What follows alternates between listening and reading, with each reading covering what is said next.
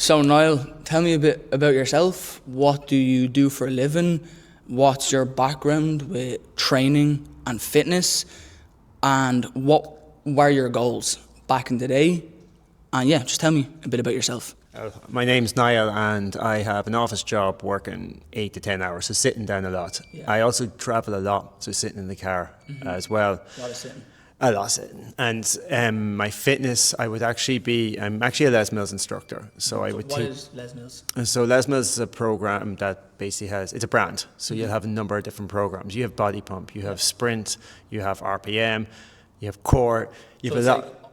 A lot of time doing like high intensity stuff. Yeah, exactly. So we're always moving. And the thing about the programs that I teach, we don't stand there saying you do this. We physically have to do the program. We physically have to be lifting the heavier weights because people look at you as inspiration. Yeah, exactly. So like you need to be on the ball. You need to be up on stage where everyone looks up and says, that's where I want to be. So then when I came into it, I was actually getting a lot of injuries. And what's your background with training? Oh, well, I've done a lot of different types of training. Like, so when I was in college, I actually used to be in the modern pentathlon. Okay. And I was really strong in fencing. Then when I moved into college, went to do MMA, went from MMA to then into bodybuilding. And then, I had my fingers tipped into everything. And then I went into going into bodybuilding. COVID happened.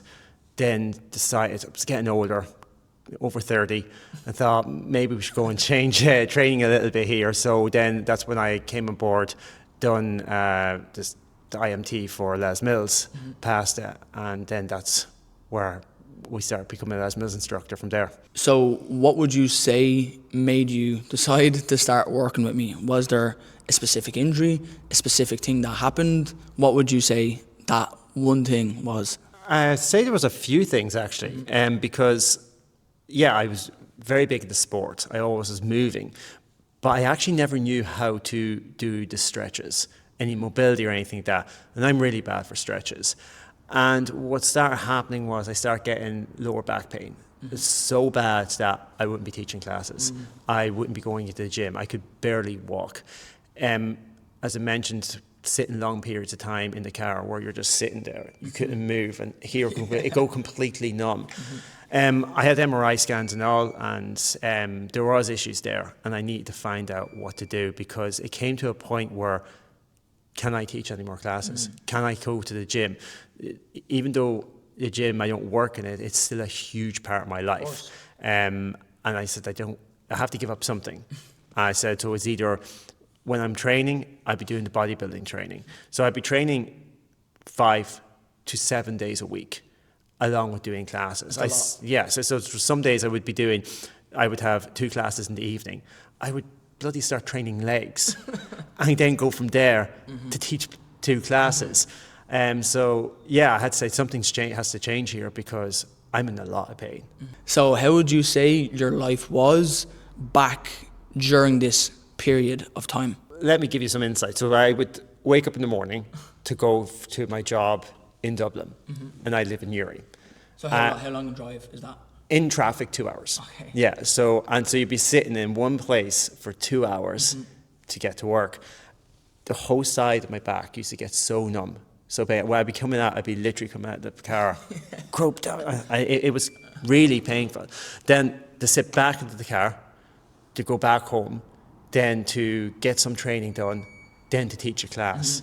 It was insane because the pain I was in, and you had to be up there, you had to be smiling, everything's good, and then you get into the car and you're like, Put wait. your brave face on. Yeah, and then you get into the car, then you get out of the car, and if you've seen how bad it was, you'd have to maybe walk around a few times till you actually stretch up and loosen up. Yeah, exactly, yeah.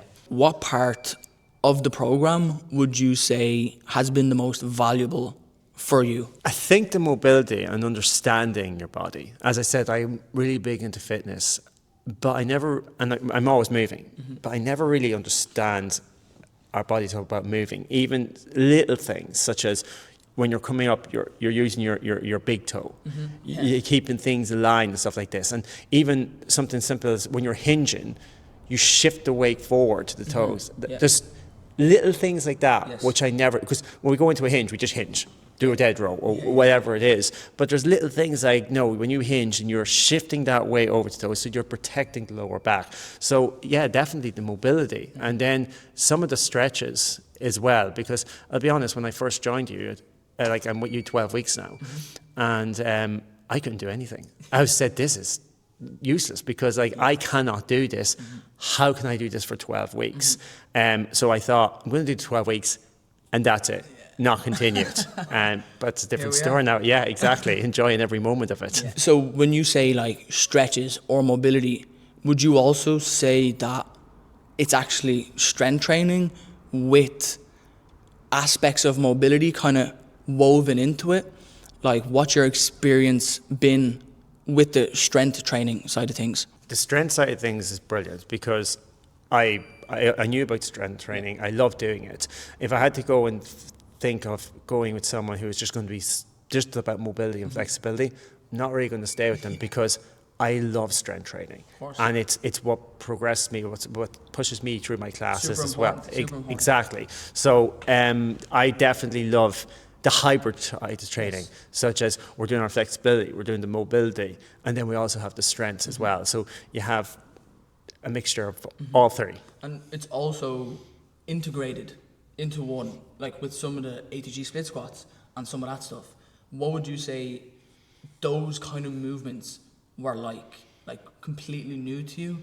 How did they feel? What was the kind of... Yeah, the ATG split squats was, that was a bit of a pain. And then the couch stretch. Yeah. I think I was giving out to you all the time. I cannot get this. I don't understand this. And the ATG split squats, it's not a complicated movement.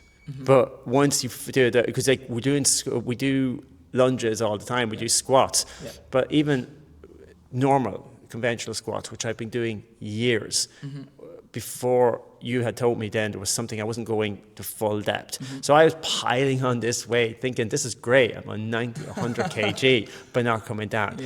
When I came with you, I had to go right down, but something you told me, which I said, wow, I never thought of that, when you have to rotate as you come down. I actually never thought of that. Changes the workout completely.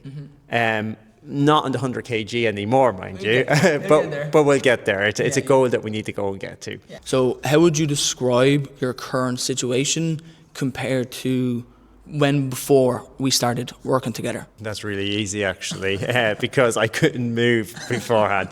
Like when I go training, as I said, when we're teaching classes, we physically have to do the classes. And if I'm not teaching the class, I'm taking part in it. And I used to love that. I used to do 3 or 4 classes. And after that, I couldn't move. And it frustrated me because my weights would be dropping, everything would be just in pain.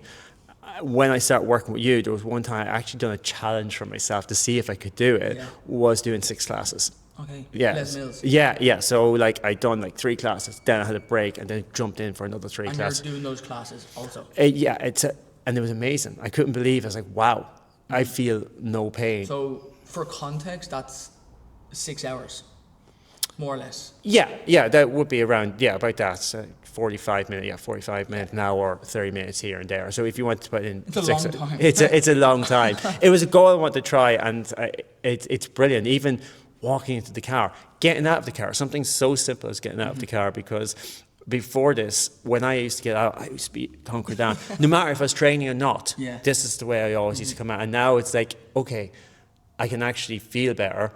There's no pains, there's no aches. It's brilliant. So beyond all the results you just mentioned, how would you say this transformation has affected your confidence, your life, or even your fitness goals? Let's go with the most basic thing, was sitting in my car. Now, as I said to you at the beginning, I do a lot of driving. And when you're sitting, it's okay when you're at work, you're sitting, and I could still get up, I still move. It still wasn't great, but I think the biggest killer was sitting in the car, because you're just sitting in one position all the time. I seen sometimes, like I was sitting in driving on the motorway, where I'd be physically leaning to one side because the pain would be that better.